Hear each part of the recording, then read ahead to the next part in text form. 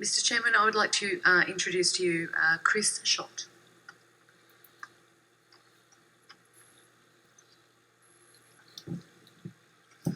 Thank you, Mr. Chairman, again.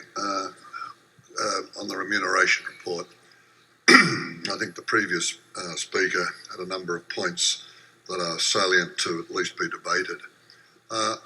In view of my remarks earlier about the failure of the board, senior management and the destruction of shareholder value, it leads me to only one conclusion you could see, is that I believe the board, the remuneration report should be rejected, and I'll be voting accordingly for it. Whether it gets the 25%, and if it did get 25, you'll have a spill motion later on, a contingent resolution, which needs 51% for it. I have, and you haven't put the figures up yet, last week at the Westpac Bank, and example, we got to this discussion, it turned out that though the retail shareholders overwhelmingly represented in the room voted to, I think, 38% to second strike, we went then to the spill resolution, of which I think it got defeated by some considerable margin. What happened was the day before and the night before the meeting of the AGM, that the chairman and the CEO, and I don't blame them, went and had discussions with the major super and investment funds in Australia, and they decided, other than one major one, they wouldn't support rejecting the remuneration, but above all, they would all vote to not have the spill. Now, I didn't know did the chairman make any further promises to these major super funds? And this is an issue I'm going to raise elsewhere with the super funds. They can't meet in a private discussion and reach an agreement without publicly saying why they're voting either for or against the major resolutions. This is another governance issue broader than just this individual bank. The super funds represent tens of millions of Australians. Therefore, tens of millions of Australians are shareholders through this investment in the major companies of Australia. And I don't think that they can anymore sit quietly and then have a phone call chat and decide on lobbying or this, they're going to vote one way or the other, without explaining the reason for it. So my first question to you, Mr. Chairman, have you had in the last few days, last few weeks, any discussions with the major super funds, which are the biggest bloc voting, to reach an agreement that they either vote, in your position, a vote for the remuneration report, and if that was get 25% plus, they would vote not to spill the board? And that I think is useful information that we should know right now, and if there was agreement on that. So I just asked that question. Well, what I can tell you is that after we released the notice of meeting, which includes the annual financial review and the report, Anne Loveridge and I met with a large number of proxy advice firms, which included, I think I've already referenced, the Australian Shareholders Association, and a number, I couldn't put my finger on it, but maybe somewhere between 8 and 10 large investors, maybe more, just to provide any additional colour to that. Since those meetings, which all occurred from memory in late November, we have not had any further contact at a board level with them. And did they indicate with those that they lodge they vote by proxy? Correct. Etc. And that comes to the next point, irrespective of what we do here, their vote will determine this matter. Did you, and you get access to, when they lodge them, if they declare which way they're voting, so you already know before this meeting takes place, yes, what the outcome is? Yes. And what is the outcome of I think it should be put up now. Okay.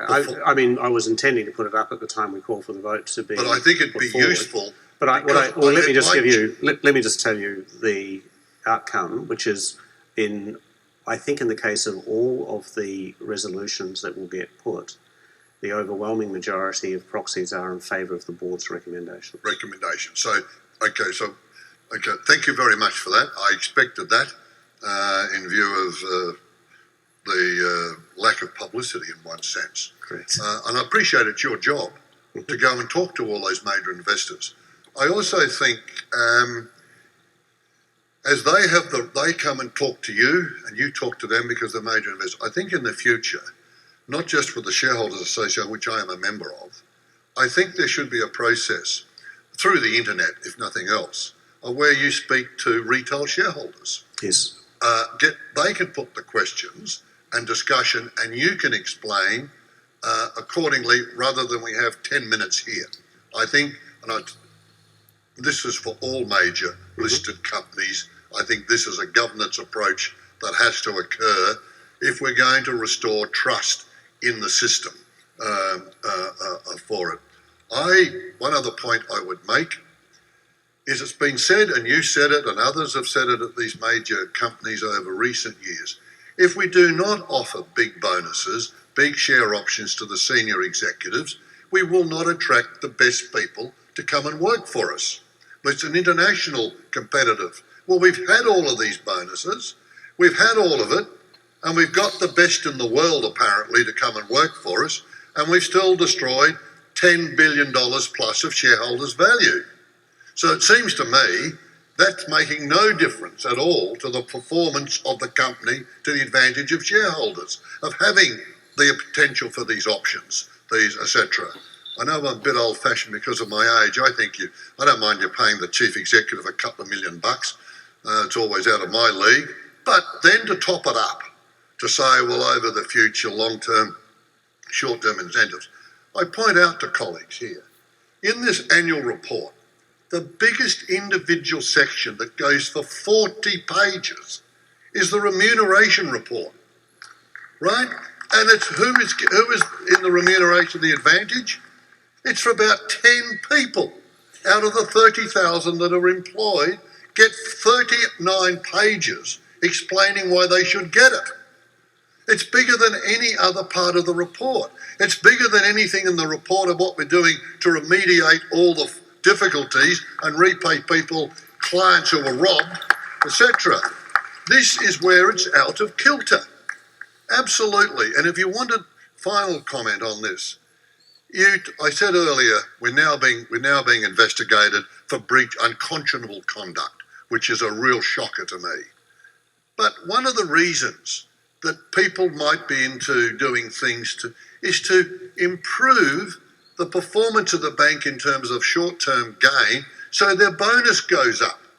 It's an encouragement not to actually act honestly. It's to shift the points around so that you can claim a bigger bonus, a bigger share option. That is actually corrupting. It's ethically corrupting. Why particularly a bank, etc., for it. So, unfortunately, Mr. Chairman, I will vote for the remuneration. I understand it will be defeated because of what you've just said, and therefore there's no need for the spill motion. But for the foreseeable future in any bank, I will always vote at the moment against the remuneration report till all these other matters are cleared up.